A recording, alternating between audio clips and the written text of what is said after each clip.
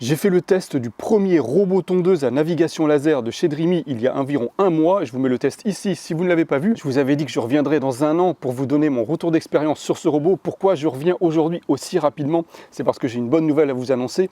Le prix a baissé énormément. Je vous mets le lien dans la description. Vous avez été nombreux à me dire que ce robot était trop cher. Et bien maintenant, le prix a baissé. Et alors aujourd'hui, je ne vais pas vous dire que ça, évidemment. Je suis venu aussi vous donner mon retour d'expérience sur ce mois d'utilisation avec le Dreamy A1. Il a tourné plusieurs fois par semaine dans ce jardin, je ne l'ai jamais retrouvé bloqué nulle part. Et depuis le test que j'ai fait il y a un peu plus d'un mois, Dreamy a mis à jour le firmware régulièrement et a tenu compte également des remarques que j'avais faites, notamment les fameux bips qui étaient trop forts. Maintenant, ils sont bien réduits. Le moteur de coupe qui se coupait quand le robot passait d'une zone à l'autre, c'est fini. Maintenant, le moteur de coupe reste en fonction, ce qui fait que s'il a oublié des zones, eh bien, il va réussir à les tondre en passant par hasard dessus. Et concernant la navigation, j'ai l'impression qu'elle a été un petit peu améliorée parce que le robot, dans mes pentes, j'ai l'impression qu'il se comporte beaucoup mieux qu'il se comportait il y a un mois. Pour ce qui est du suivi des bordures, ça c'est parfait, hein. Le laser c'est génial, hein. J'ai fait d'autres tests que vous verrez bientôt, hein. J'ai 2 tests qui arrivent bientôt. C'est pour l'instant le seul robot à navigation sans câble qui suit parfaitement mes bordures et qui est capable de naviguer partout dans mon terrain sans jamais avoir de problème.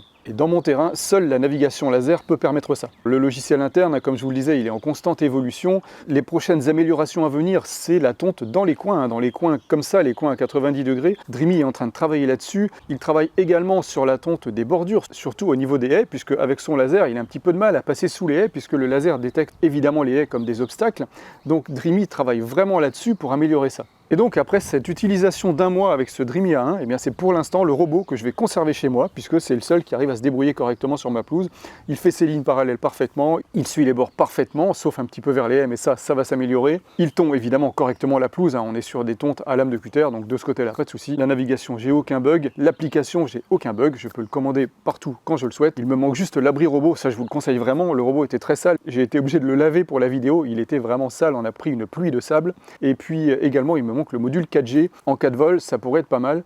Et puis dans mon jardin, j'ai pas forcément du Wi-Fi partout, même si j'ai pas trop de problèmes de réseau Wi-Fi avec ce modèle. Il arrive vraiment partout dans mon jardin à capter le Wi-Fi à peu près correctement. Donc voilà, si ce robot vous intéresse, je vous mets le lien dans la description et je vous mets ici le test complet. Cliquez dessus, on se retrouve là-bas.